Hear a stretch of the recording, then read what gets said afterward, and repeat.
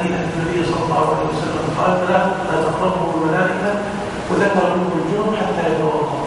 Kemudian ada orang yang tidak suci, orang berjunub. Rasulullah mengatakan 3 orang yang tidak didekati oleh malaikat, di antaranya adalah orang yang berjunub sampai dia berwudu. فإذا كان القاضي على رؤية جنوبا كانت الملائكة بعيدة منه. Nah, jika orang yang meruqyah itu dalam keadaan berjunub, maka malaikat akan menjauh darinya.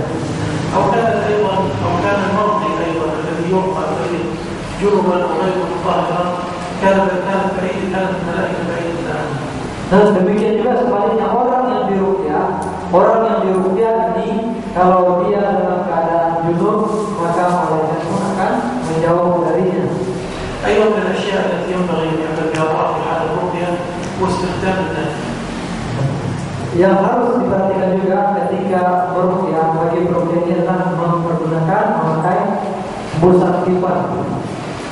وهو نفس إخراج الهواء مع ريق خفيف دعاء خفيف أو بدون دعاء.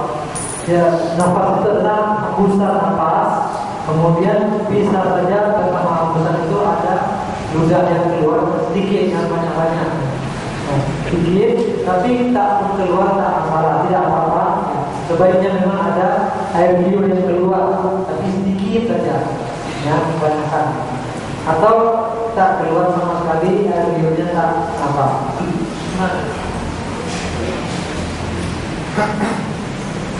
وقد جاء أنواع خلاف عن النبي صلى الله عليه وسلم. Kedua-duanya, baik yang keluar liurnya sedikit maupun yang tak keluar liur, kedua-duanya diriwayatkan dari Rasulullah SAW. Rasulullah pernah mengerjakan yang pertama, yang kedua pun pernah beliau laksanakan. والحكمة من هذا من النفس هو التبرك بالأذكار والأدعية والقرآن الذي قرأه القراء. Hikmahnya adalah dengan hembusan tadi yang disertai juga dengan sedikit air liur tadi adalah untuk meminta berkah kepada Allah melalui zikir-zikir yang diucapkan oleh lidah kita tadi. وقيل أيضا أن الحكمة هو أن الذي يستخدم السحر كثير منهم يستخدم النفس في أثناء السحر، فكذلك إذا أردنا فك السحر نستخدم النفس في فك السحر، فهذا يقابل هذا، نفس الساحر يقابله نفس الراقي. Kemudian ada juga yang mengatakan hikmahnya adalah karena para penyihir itu kebanyakan dalam melaksanakan sihir itu memakai hembus-hembus juga. Jadi ketika kita meruqyah juga kita tiup, maka tiupan ruqyah akan menghilangkan tiupan sihir. لهذا جاء في الحديث مشروعية هذا في مشروعية النفس عن عائشة رضي الله تعالى عنها قالت كان رسول الله صلى الله عليه وسلم إذا مرض أحد من أهله نفث عليه بالمعوذات. Oleh karena itu diriwayatkan oleh Aisyah radhiyallahu anha bahwa Rasulullah sallallahu alaihi wasallam jika ada salah seorang anggota keluarganya sakit, Rasulullah meruqyah dengan meniup dengan membaca zikir-zikir atau doa-doa ruqyah tersebut. تقول عائشة لما مرض مرضه الذي مات فيه جعلت أنفث عليه وأمسحه بيد نفسه صلى الله عليه وسلم. يعني تأخذ بيد تقرأ القرآن عليه الرسول ثم تمسح بيد الرسول صلى الله عليه وسلم. Kemudian Aisyah mengatakan oleh karena itu berdasarkan pengalamannya itu tatkala Rasulullah SAW sakit menjelang beliau meninggal, Aisyah membacakan Al-Quran, kemudian meniupkan, tapi bukan ke tangan beliau tapi ke tangan Rasulullah SAW. Tangan Rasulullah, maka tangan Rasulullah itulah yang diusapkan ke tubuhnya, karena tangan Rasulullah sebetulnya lebih berkah daripada tangan Aisyah radhiyallahu anha.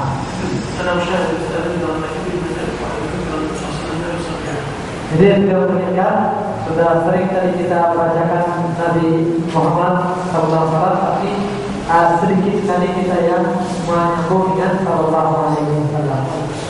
Jadi ini tulis di ini kan.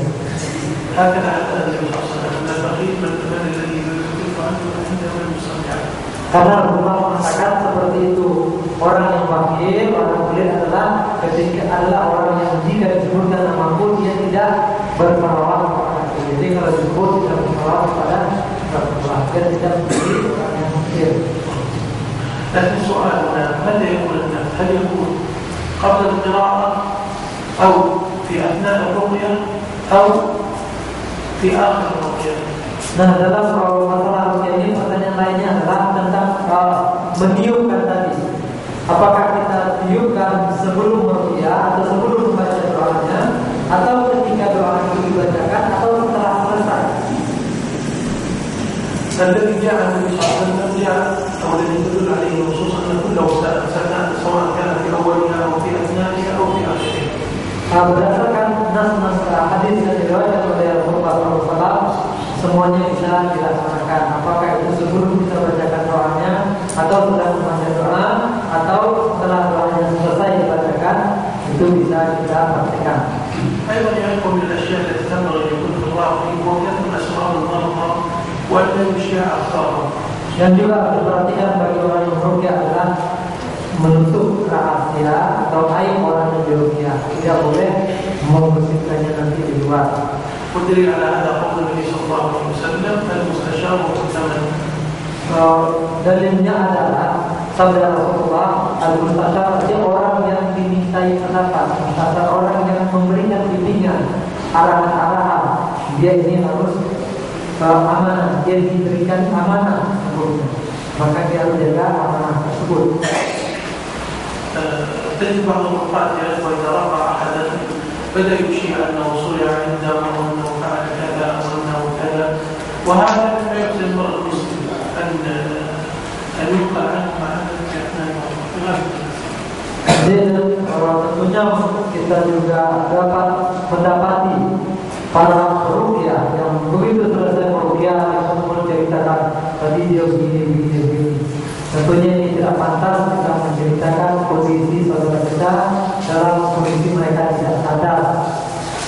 أيضا يكون من الأشياء التي ينبغي أن يهتم بها الراجل وأن يتوفر فيه وأن يهتم بدعوة إلى الله جل وعلا. Kemudian perhati juga harus orang yang meruqyah tadi harus memiliki perhatian besar untuk berdakwah. فيتأتي مثلا المريض إذا كان عنده أشياء من التقصير والواجبات أو المحرمات أن يذكره بالحرص على الواجبات والحرص على ترك المحرمات، لأن تفريط الواجبات أو ارتكاب المحرمات هي من أسباب خروج الشيطان من العبد. Jadi misalnya jika kita melihat bahwa orang yang diruqyah ini ada kekurangannya dalam beribadah, dan dia tidak inginkan, atau misalnya ada hal-hal yang haram yang dia kerjakan atau yang kita lihat, ini harus diingatkan. Nah, selain itu dakwah juga harus kita ingatkan bahwa inilah salah satu penyebab syaitan itu masuk dekat dengan kita, selalu diikuti oleh setan tadi. كما نقول يا إخوانا ثلاثة النية الأولى أن ينوي الاستشفاء، النية الثانية أن ينوي دعوة الجامع، والنية الثالثة أن ينوي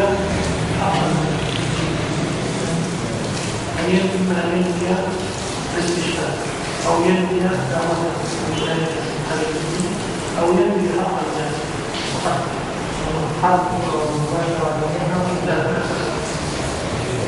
Jadi ada tiga niat orang yang meruqyah itu. Yang pertama untuk mendatangkan sebagai wasilah untuk kesembuhan. Yang kedua memberi hidayah kepada jin ini, artinya berdakwah kepada jin ini. Kemudian yang ketiga bisa untuk membakar jin yang baik.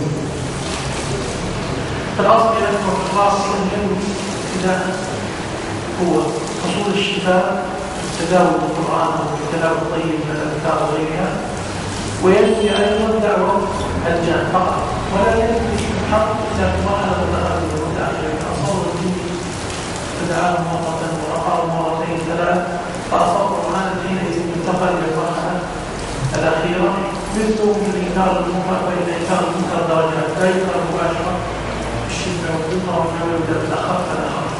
Jadi pada dasarnya yang harus kita mulai adalah ketika meruqyah itu yang kita hanya sekedar pertama mengusahakan, mengupayakan kesembuhan bagi orang yang diruqyah melalui zikir, doa-doa atau ayat-ayat yang dibacakan. Kemudian yang kedua untuk menunjuki atau memberikan hidayah kepada jin yang mengganggu tadi. Jadi itu saja dahulu. Kemudian kita tidak boleh langsung berniat untuk membakar jin ini. Ini sama dengan ingkarul munkar. Jadi tidak boleh langsung kita lakukan tindakan yang keras. Harus bertahap, dilakukan secara pelan-pelan terlebih dulu secara baik. Nah dalam ruqyah juga seperti itu. Dengan kita pada dasarnya terlebih dahulu hanya untuk kesembuhan demi kesembuhan orang ini dan demi berdakwah kepada jin yang mengganggu ini. والذي ينوي ابتداء رقيته تعليم المسلمين في الغالب يستمر تطول مدة العلاج وايضا يتأذى الرجل الذي ويتأذى الرجل الذي يطول مدة العلاج ويتأذى الرجل الذي فالأفضل أن ينير الدعوة ونير الاستشفاء. Dan biasanya juga jika dari awal ketika kita meruqyah, orang meruqyah itu dari awal niat yang dipasangnya itu adalah untuk menyiksa setan ini, menyiksa jin yang ada dalam tubuh orang ini. Dan biasanya proses kesembuhan itu berlangsung lama. Di samping itu juga akan menyebabkan menyiksa orang yang sakit, yang mempengaruhi juga bagi orang yang diobati. أيضا من الأشياء التي تنبغي أن توجد في الراقي هو أن يحرص الراقي على تبشير المريض وألا يكون من الرقاة الذين يجزئونه ويطوفونه. Kemudian harus diperhatikan juga ketika kita meruqyah harus selalu memberikan semangat, memotivasi orang yang diruqyah ini. Jangan sebaliknya malah menakut-nakuti, kemudian memberikan ancaman. Jangan, tapi harus diberi motivasi terus, berikan kabar gembira, insyaallah kita akan sembuh dengan izin Allah Subhanahu wa taala. وهذا كما أن النبي صلى الله عليه وسلم تبشير الباطل.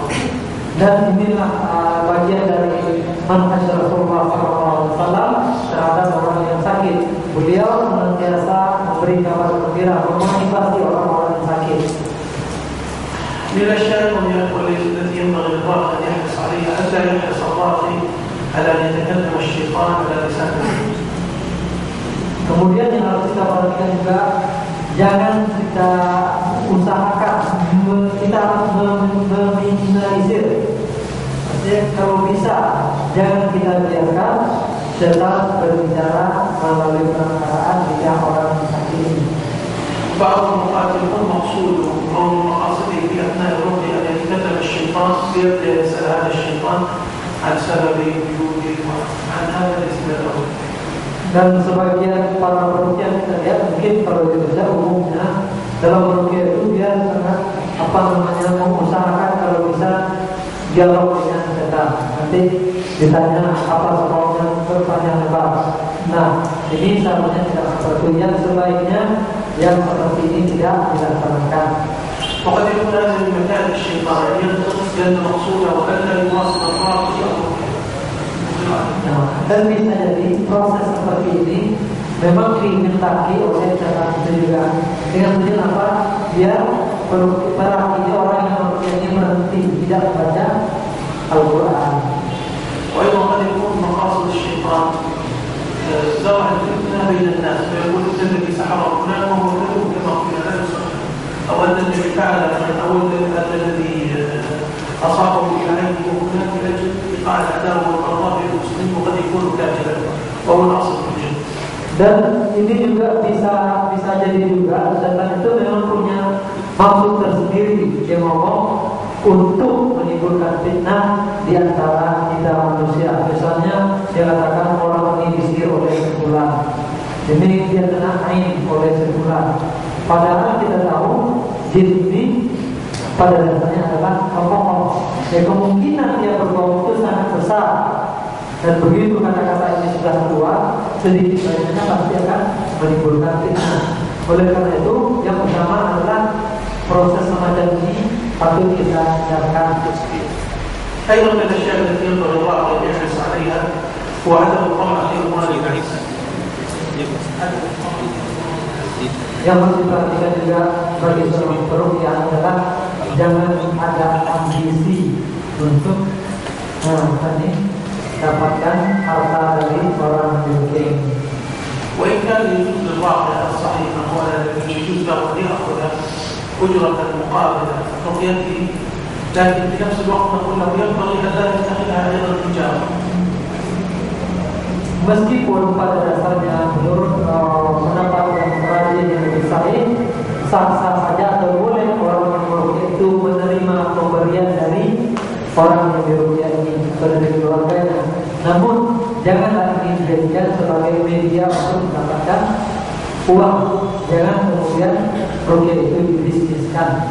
وقد جاء وإذا قد ثبت أن في الصحيحين أن بعض الصحابة وأن أحد الصحابة أخذ على رؤيته أجرا مقابل، وهو قليل أخذ على رؤيته مقابل وهو قليل.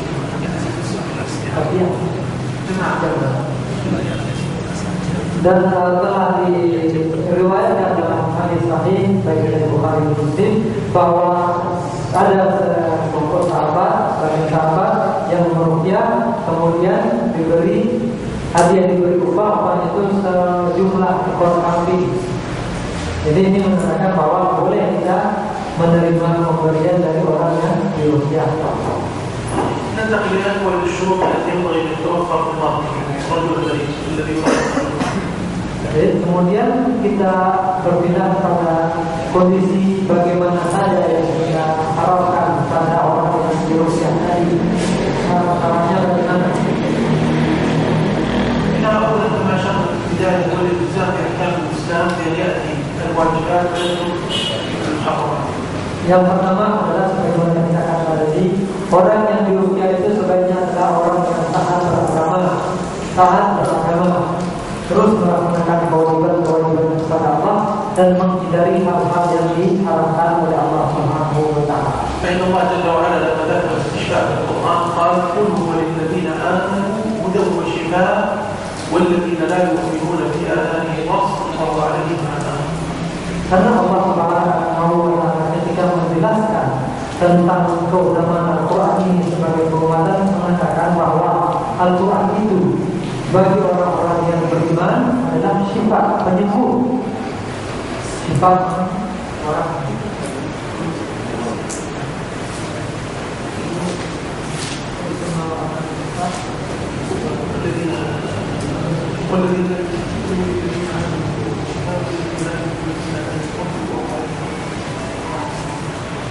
Allah Subhanahu wa taala mengatakan bahwa Al-Quran ini bagi orang-orang yang beriman menjadi petunjuk kemudian penyembuh.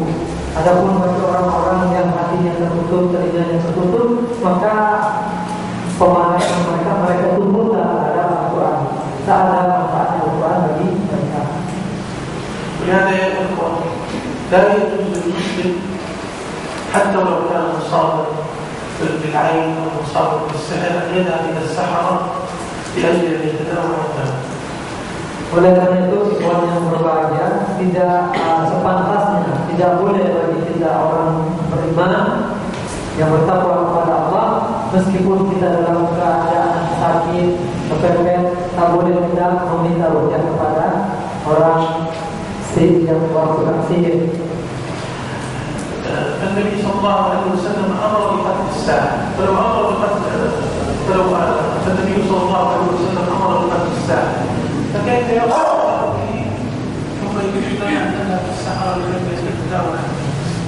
Padahal Rasulullah SAW memerintahkan untuk menghukum mati tukang sihir.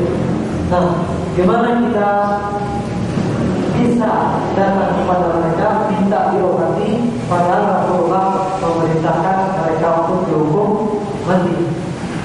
ثم إن القرآن جاء بالتحذير من السحر وذكر أنه ليس فيه نفس وأن الرب أكثر. Kemudian Al-Quran juga mewanti-wanti kita supaya tidak mendekati sihir. Al-Quran menerangkan bahwa sihir itu tidak bermanfaat.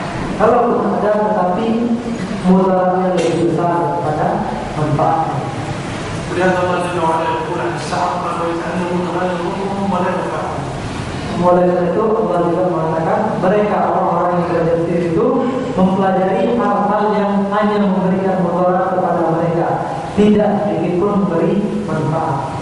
وقال الله جل وعلا ولا يفلح الساحر أمواته. Kemudian dalam ayat lainnya Allah mengatakan tukang sihir itu tak akan beruntung, tak akan menang, tak akan mendapatkan apa-apa dari mana saja mereka datang apapun bentuk sihirnya percuma. والجن لا تأخذ السحرة إلا بعد أن تشركوا لكم ببعض الغيب. Dan biasanya jin itu tidak membantu orang-orang yang tukang sihir itu kecuali setelah mereka melakukan perbuatan-perbuatan syirik. أيضا يكون من الأشياء التي ينبغي توضعها للرجل المريض المرضي وصدق القصد، فلا ينوي في الاستلقاء وطلب الرقية تجديد التداوي بالقرآن، وإنما يعزم ويعلم يقينا بأن الله هو الشافي وأن القرآن أو أن الرقية الواقع وضعه إذا كان البشر Kemudian dalam kedua yang harus kita tanamkan kepada orang yang sakit ini, orang yang kita diruqyah ini, bahwa dia harus memiliki niat yang bagus, keyakinan yang kuat. Jadi tidak boleh dia minta ruqyah ini dalam rangka coba-coba. Coba mengetes betulkah dengan ruqyah ini kita bisa sembuh atau tidak. Tetapi harus dengan penuh keyakinan. Kita meyakini bahwa insya Allah ruqyah ini merupakan salah satu metode penyembuhan yang diizinkan oleh Allah, dan Allah akan memberikan kesempatan yang sangat besar untuk semua kita melalui ruqyah ini. Jadi tidak bersifat coba-coba. أيضا من الأشياء التي ينبغي أن يتحدث بها الرجل المريض هو الصبر وعدم الاستعجال. Kemudian berikutnya yang harus diperhatikan oleh orang yang sakit, orang yang beruqyah ini adalah harus sabar, tidak terburu-buru. Artinya ingin cepat selekasnya sembuh, kita harus sabar. فإن النبي صلى الله عليه وسلم يقول يستجاب لأحد ما لم يعجل.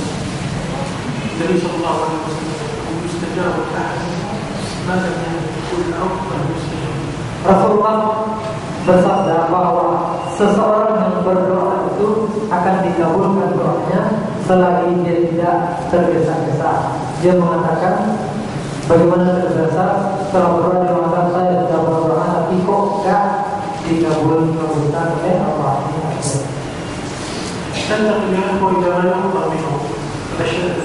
Nah, kemudian kita lanjutkan kepada apa saja yang kita baca ketika meruqyah atau penyakit yang diruqyah itu apa saja. الرقية تكون بالأمراض الرقية التي بالأمراض تكون أيضا الأمراض الرقية التي ستواجهها. Kemudian ruqyah itu insya Allah bisa dipergunakan dan bermanfaat untuk penyakit-penyakit yang bersifat jasmania atau tubuh kita, penyakit jasmania, ragawi, maupun penyakit yang bersifat rohani atau penyakit jiwa yang disebabkan oleh diri tadi. والدليل على هذا هو قوله تعالى قل هو للذين آمنوا هدى وشفاء. Dalilnya adalah lafaz umum dari firman Allah tadi bahwa katakanlah bahwa Al-Quran itu merupakan huda, petunjuk dan juga sifat, penyembuh bagi orang-orang yang beriman. وكذلك النبي صلى الله عليه وسلم كان يرقي من السموم التي بلغت العقرب وبلغت الحية وغيرها. Demikian juga diriwayatkan bahwa Rasulullah SAW pernah meruqyah dari orang yang terkena racun, itu sengaja binatang racun, ular, kalajengking dan sejenisnya. وكذلك جاء الترمذي أن رجل استأذن النبي صلى الله عليه وسلم بالرقية من الجنون فأتى النبي صلى الله عليه وسلم بجواز الرقية. Kemudian demikian juga dalam hadis lain dikatakan bahwa seseorang meminta izin kepada Rasulullah untuk meruqyah orang yang gila, majnun, maka Rasulullah mengizinkannya untuk meruqyah. كذلك رقى النبي صلى الله عليه وسلم علي من مرض كان في عينه. Dan Rasulullah juga pernah meruqyah di Bangladesh karena beliau sakit mata. كذلك رقى جابر بن عتيق لما كسر القلب. كسر جابر بن عتيق رضي الله عنه كسر القلب فرقى النبي صلى الله عليه وسلم وشفاه.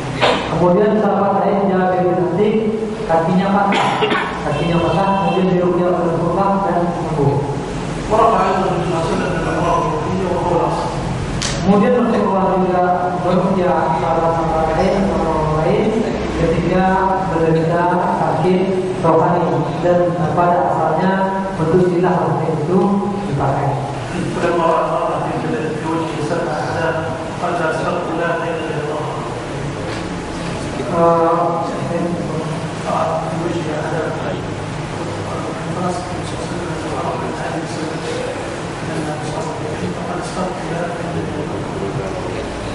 Ketika Rasulullah SAW melihat salah seorang wanita Sahabiah, kemudian firasat Rasulullah mengatakan, Rasulullah melalui firasat mengetahui bahwa wanita ini terkena ain. Di wajahnya itu terlihat tanda oleh Rasulullah yang menunjukkan kalau dia ini terkena ain. Nah, kemudian Rasulullah mengatakan kepada para sahabat lain, cari orang yang bisa meruqyah wanita ini. Dan ruqyahlah wanita ini.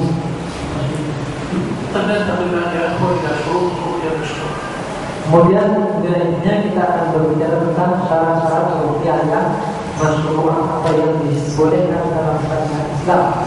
أول شرط يجب أن تكون بكلام الله عز وجل أو بأسمائه وصفاته أو بما أخبر عن النبي صلى الله عليه وسلم. Yang pertama harus dengan firman Allah, ayat Al-Quran atau asma wa sifat Allah Subhanahu wa taala atau zikir-zikir dan doa-doa yang dinukilkan dari Rasulullah sallallahu alaihi wasallam. الثاني أن تكون الرقية باللغة العربية أو بما يفهم معناه من اللغة.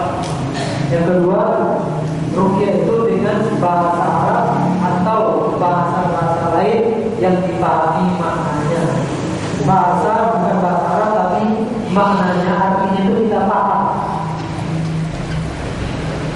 فإذا كان الكلام الذي يلقى بذلك فمعناه فلا يوجد رقية. Karena itu kalau baca ruqyah itu tak jelas apa dibaca, orang kali itu aja, ini tak boleh dipakai untuk ruqyah. لأنه قد يتضمن الشرك ويتضمن استغاثة بغير الله عز وجل. Karena bisa jadi ucapan-ucapan mantra-mantra yang tak jelas itu mengandung syirik atau minta tolong pada jin dan segala macamnya. الشرط الثالث أن يعتقد الراقي أن الرقية لا تؤثر بذاتها وإنما هي سبب للأسباب المشروعة. Kemudian yang ketiga, kita harus meyakini bukan ruqyah itulah yang menyembuhkan, tapi ruqyah itu sarana. Sedangkan yang menyembuhkan adalah Allah Subhanahu wa taala. وأن التأثير والشفاء من الله عز وجل وإنما هي سبب. Dan yang menyembuhkan itu hanya Allah Subhanahu wa taala. Ruqyah ini hanya perantara atau sebab.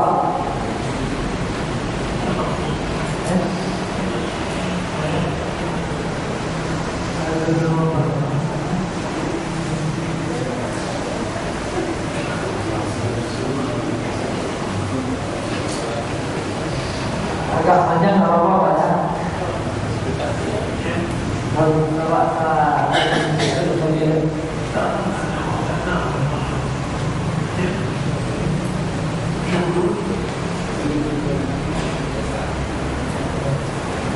طيب يا إخوان، بالنسبة لصفات الرقية جاء النبي صلى الله عليه وسلم جملة من الصفات التي رقى بها. Ini mengenai metode ruqyah itu, bagaimana meruqyah itu, ada beberapa cara atau metode yang diriwayatkan dari Rasulullah SAW. من أن النبي صلى الله عليه وسلم كان إذا أول إلى فراشه نفذ بكفيه قل هو الله أحد وقل أعوذ برب الفلق وقل أعوذ برب الناس ثم يمسح بهما وجهه وما بلغ ختامه من جسده. Salah satunya adalah Rasulullah setiap kali mau tidur, Rasulullah membacakan ini meniup ke tangannya mengatakan Qul huwallahu